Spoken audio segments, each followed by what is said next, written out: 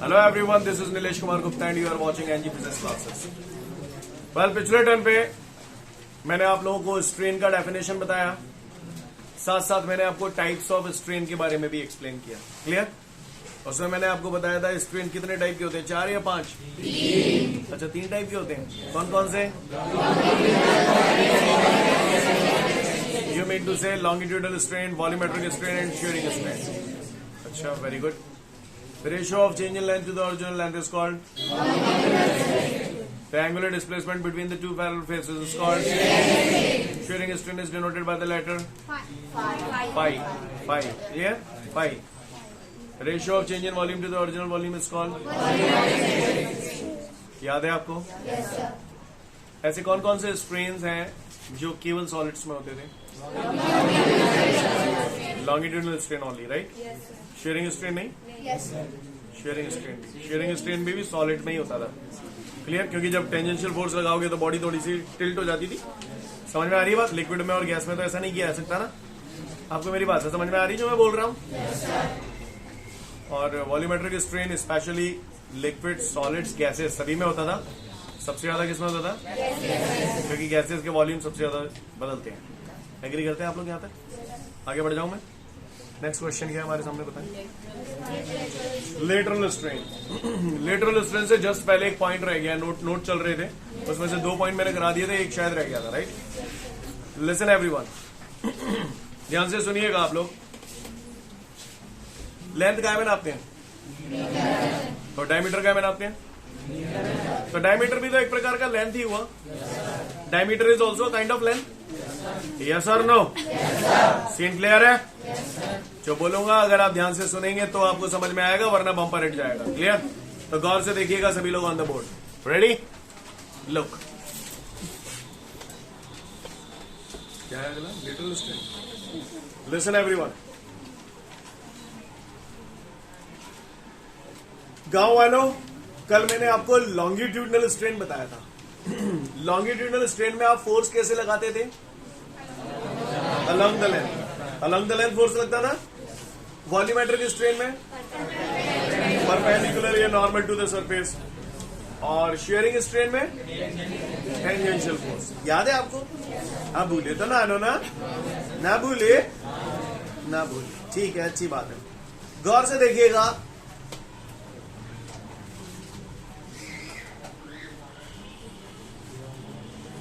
ये एक वायर है. का वायर है. ये इस वायर की ओरिजिनल लेंथ है. क्लियर? और आई थिंक ये इसका क्या है? डायमीटर. ओरिजिनल डायमीटर है. ओरिजिनल डायमीटर है? सही बोल रहा हूं? इसे ऐसे नहीं बोल सकता. ओरिजिनल लेंथ है perpendicular to this direction of length. इस लेंथ के परपेंडिकुलर लेंथ है ये. अच्छी बात है. अभी ध्यान से देखना आप सब लोग, ठीक है? गौर से समझने की कोशिश करेंगे तो समझ में आएगा आपको. मैंने इस पे फोर्स लगाया. ये फोर्स अलोंग द लेंथ लगा रहा हूं. फोर्स अगर मैं अलोंग द लेंथ लगा रहा हूं तो आपको क्या लगता है इस वायर की लेंथ बढ़ जाएगी? तो ये कौन सा स्ट्रेन हुआ? तो आप कल पढ़ा था आपने, the ratio of change in length to the original length is called longitudinal strain. Right? Listen everyone, और ध्यान से सुनिएगा. अभी ये इसका ओरिजिनल डायमीटर है. हाँ, this is the original length perpendicular to the direction of force. Direction of force के परपेंडिकुलर डायरेक्शन में ओरिजिनल लेंथ है. नहीं, ये बात समझ. या फिर ओरिजिनल डायमीटर भी बोल सकता हूं. बात एक की है. ओरिजिनल डायमीटर या फिर original length perpendicular to the direction of force. नहीं, ये बात कहने का अंदाज अलग अलग है, बात वही है. नहीं, यही बात समझ. क्लियर है? समझ गए? समझदार हो? अब एक बात बताओ, मैं जहां पे जब फोर्स लगाऊंगा तो जाको डायमीटर वो ही रहेगा और बढ़ जागो ना. अच्छा, कब है जागो? समझ में आवत है मतलब है. अगर मैं इसे खींचूंगा तो ये जो डायमीटर है ये थोड़ा सा और पतला हो जाएगा कि मोटा हो जाएगा, पतला हो जाएगा, यानी डायमीटर चेंज हो जाएगा। क्लियर है? सही बोल रहा हूं, डायमीटर चेंज हो जाएगा। क्लियर है? कोई पट्टा अगर मुझसे पूछता है कि कह लल्ला व्हाट इज लेटरल स्ट्रेन, तो आप उसे बोलना the ratio of change in diameter, change in diameter को मैंने स्मॉल लेटर से लिख दिया, to the original diameter is called lateral strain. Clear है? कोई भी पूछे लेटरल स्ट्रेन क्या होता है, तो आप उसे बोलना the ratio of change in diameter to the original diameter is called lateral strain. कहानी समझ में आ रही है? सीन क्लियर है?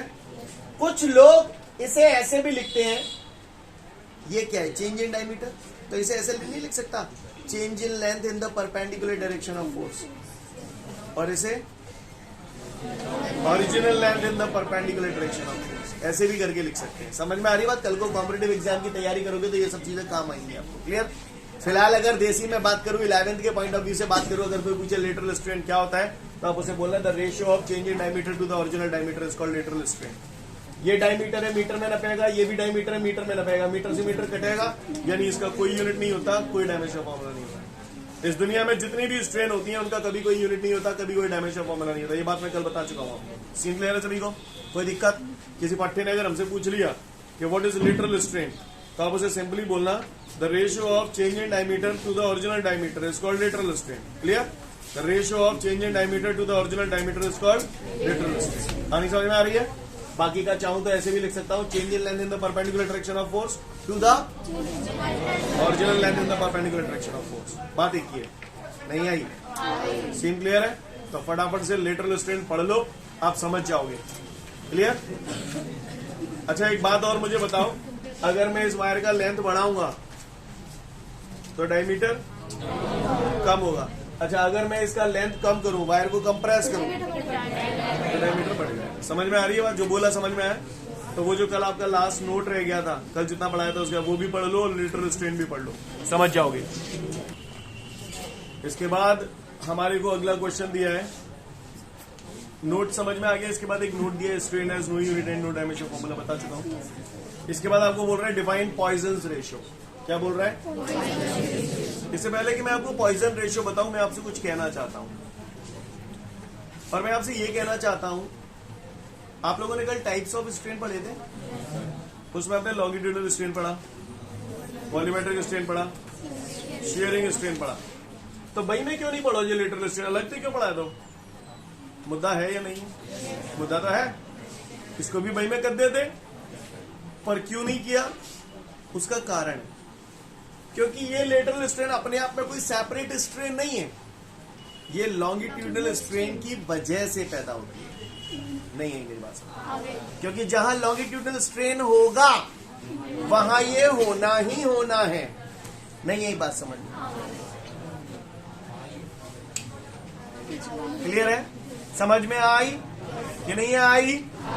आई। आगे बढ़ू। इसके बाद हमारे सामने अगला क्वेश्चन है, डिफाइन पॉइजन रेशियो। क्या? Poisson ratio. पॉइजन यहाँ पर साइंटिस्ट का नाम है, वो वाला नहीं है, समझ गए ना? क्लियर? पॉइजन रेशियो की अगर हम लोग बात करें तो पॉइजन जो साइंटिस्ट है उन्होंने एक्सपेरिमेंटली ये बात देखी for a homogeneous substance. Homogeneous substance समझते हो? कैसा सब्सटेंस? हाँ, यूनिफॉर्मली मिक्स हो जाए कोई चीज, या डेंसिटी हर जगह सेम हो, से होमोजीनियस सब्सटेंस बोलते हैं। क्लियर है? तो एक्सपेरिमेंटली साइंटिस्ट पॉइजन ने देखा for a homogeneous substance within the limit of elasticity, या within the elastic limit. Elastic limit समझते हो? बताया था आपको, elastic limit is the maximum value of deforming force beyond which the body does not come back to its original position. बताया था आपको। तो पॉइजन ने बोला within the limit of elasticity the ratio of lateral strain to the longitudinal strain. क्या? With in the limit of elasticity the ratio of lateral strain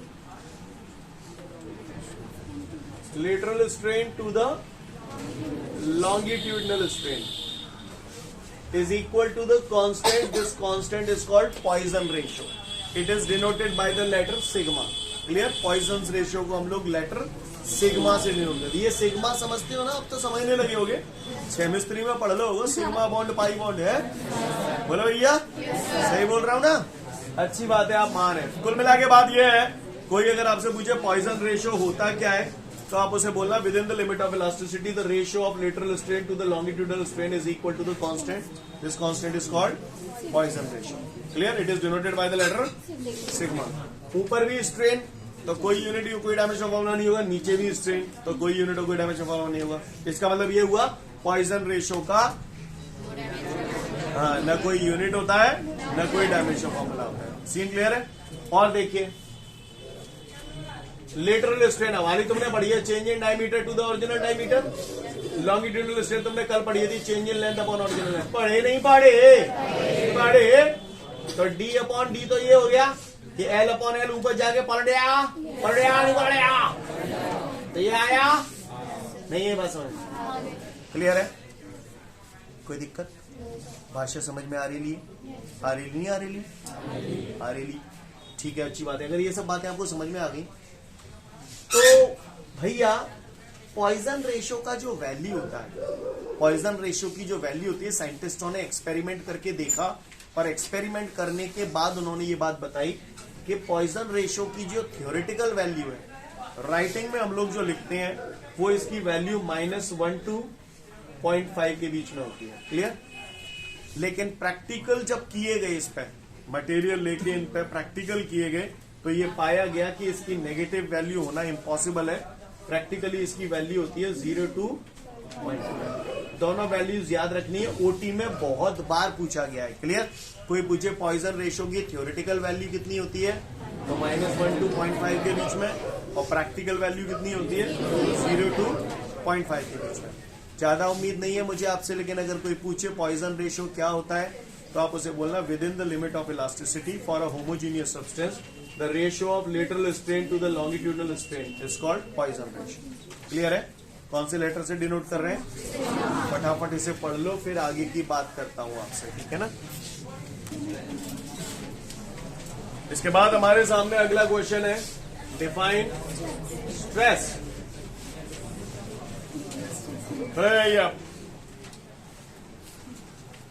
question है हमारे सामने, डिफाइन स्ट्रेस। तो स्ट्रेस क्या है, try to understand everyone. एक बात बताओ,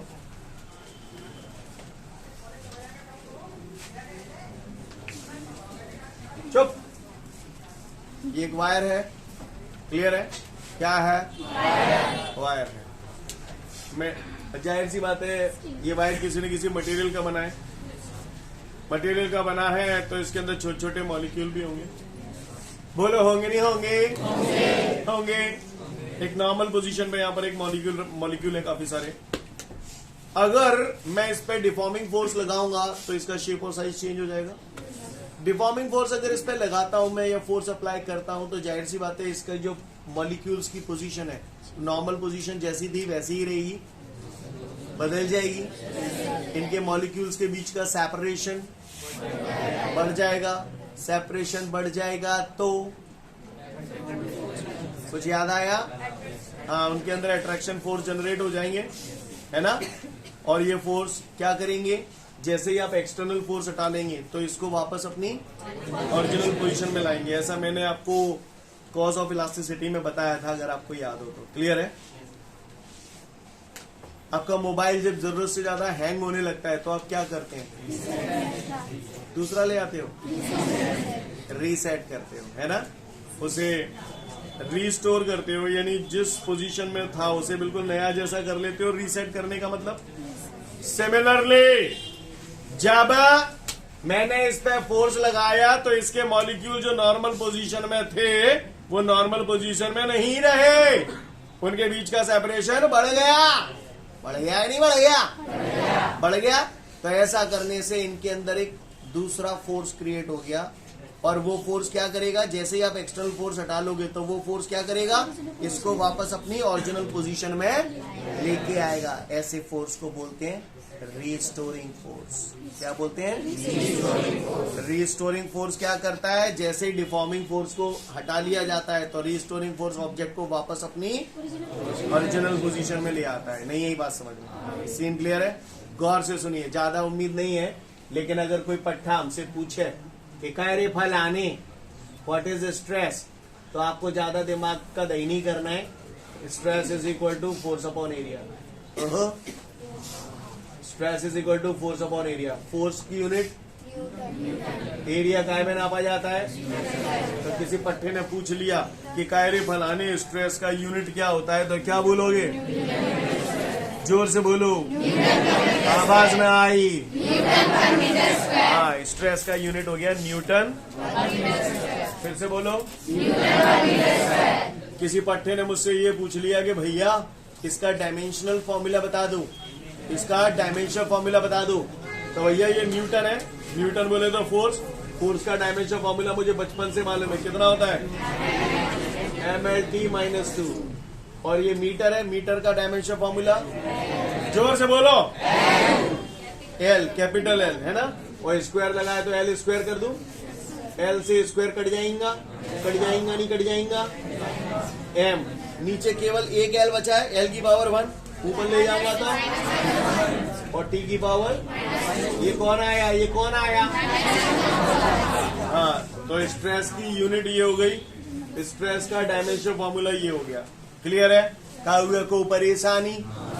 मैंने इसको थोड़ा सा सिंबॉलिक फॉर्म में ऐसे लिख लिया, P is equal to F upon ए.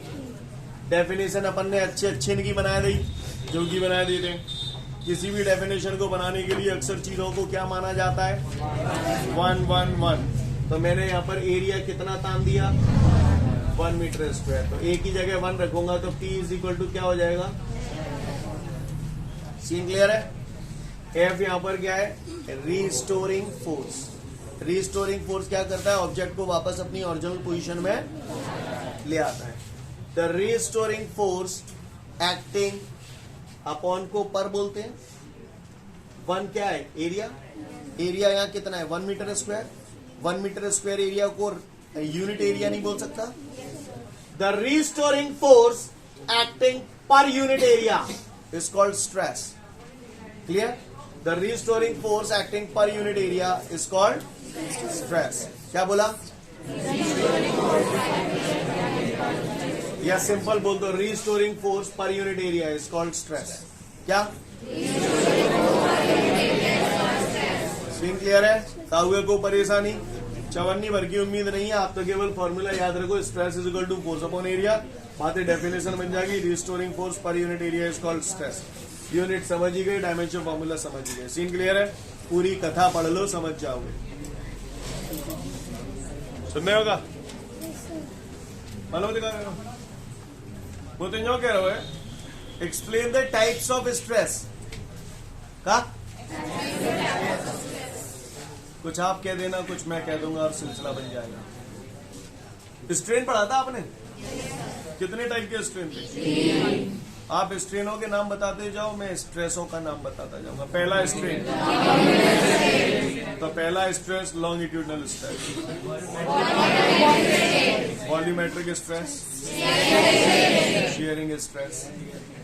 अच्छा लगा ना? ऐसे ही है, बढ़िया. लेसे तो 3 टाइप के स्ट्रेस होते हैं.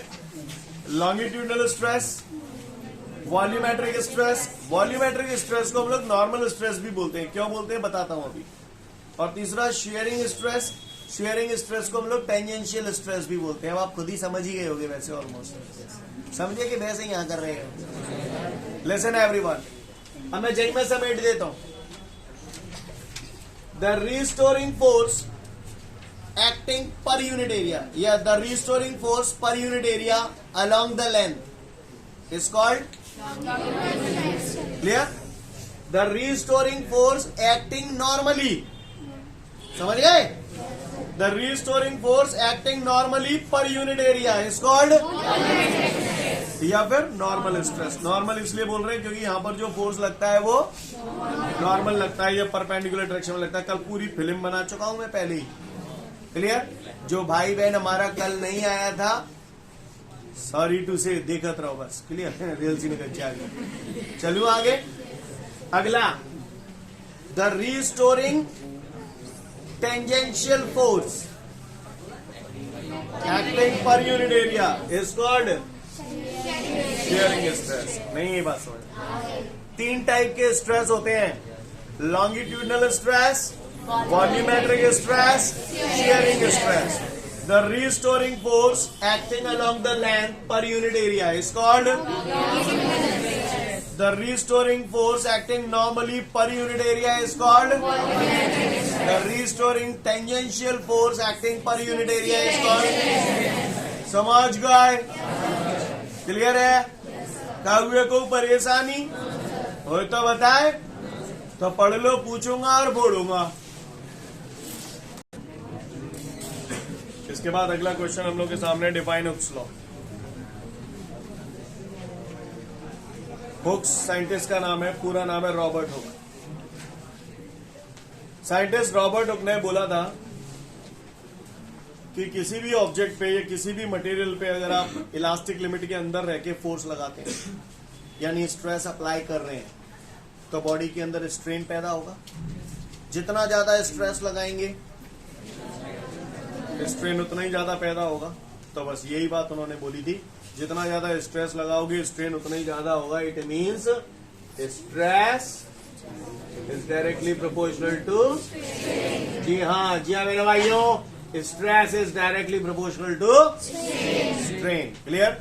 साइंटिस्ट रॉबर्ट हुक ने बोला था within the limit of elastic. ये सारे कर्म ऐसा कब होगा? जब हम जो भी काम कर रहे हैं, जो फोर्स वगैरह लगा रहे हैं, जो स्ट्रेस अप्लाई कर रहे हैं, वो इलास्टिक लिमिट के अंदर रह के लगा रहे हैं। क्लियर? तो उन्होंने बोला within the limit of elasticity the stress is directly proportional to strain. आगे देखिएगा, स्ट्रेस जब भी प्रोपोर्शनल का साइन हटाते हैं कांस्टेंट आता है, तो यहां पर E is the proportionality constant known as modulus of elasticity. क्या बोलते हैं इसे? स्ट्रेन को नीचे ले आऊंगा तो ई बराबर क्या हो जाएगा? आप महान बच्चे हैं, आप धन्य बच्चे हैं।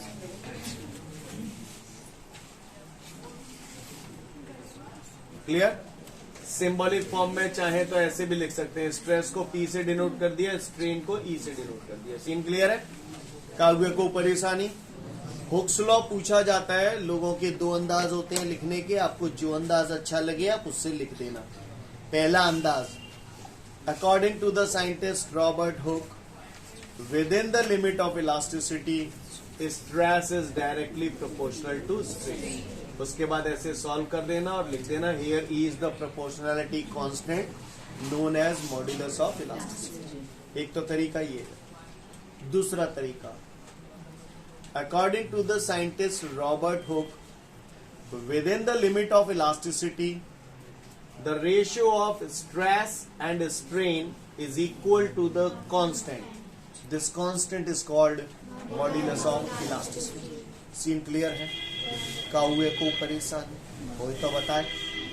अच्छा, चूंकि स्ट्रेन है, स्ट्रेन का तो कोई यूनिट और डायमेंशन फॉर्मूला होता नहीं है, तो मॉड्यूलस ऑफ इलास्टिसिटी का यूनिट और डायमेंशन फॉर्मूला वही होगा जो स्ट्रेस का। और स्ट्रेस का मैंने अभी अभी ताजा पढ़ा, न्यूटन पर मीटर स्क्वायर। सीन क्लियर है?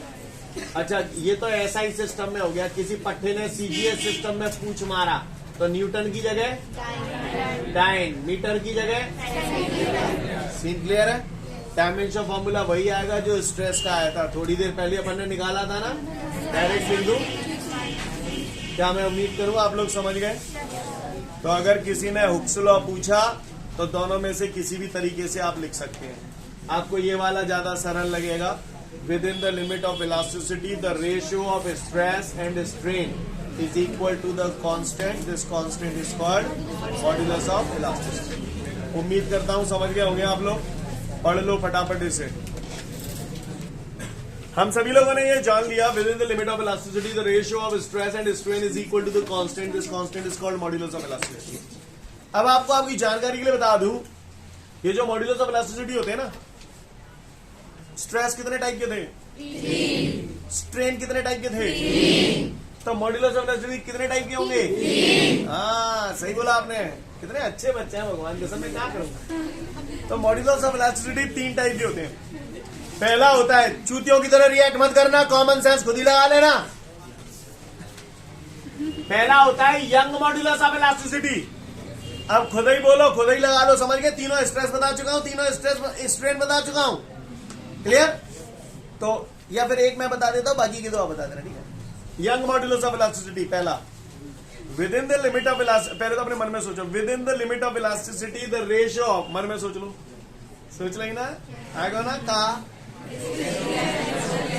लॉन्गिट्यूडनल स्ट्रेस, हाँ यही है। लिसन, कोई पूछे यंग मॉड्यूलस ऑफ इलास्टिसिटी क्या होता है तो मुझे बोलेंगे लाला, within the limit of elasticity the ratio of longitudinal stress to the longitudinal strain is equal to the constant, this constant is called Young modulus of elasticity. नहीं यही बात समझ में? दूसरा होता है बल्क मॉड्यूलस ऑफ इलास्टिसिटी, उसे के से डिनोट करते हैं। अब आप बोलो,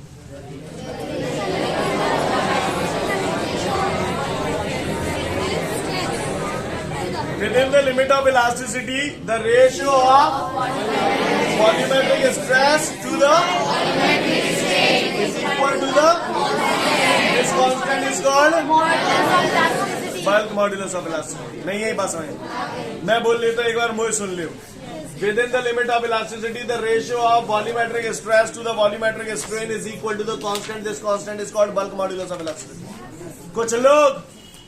कुछ लोग इसे ऐसे भी बोल सकते हैं, within the limit of elasticity, the ratio of normal stress, समझ गए? Normal stress to the volumetric strain is equal to the constant. This constant is called bulk modulus of elasticity। Getting my point, everyone? Yes, sir। तीसरा होता है modulus of rigidity, इसे ईटा से denote करते हैं। ये सिंबल कभी देखा आज तक? आज फर्स्ट टाइम देख रहे हैं। इसको क्या बोलते हैं? ईटा।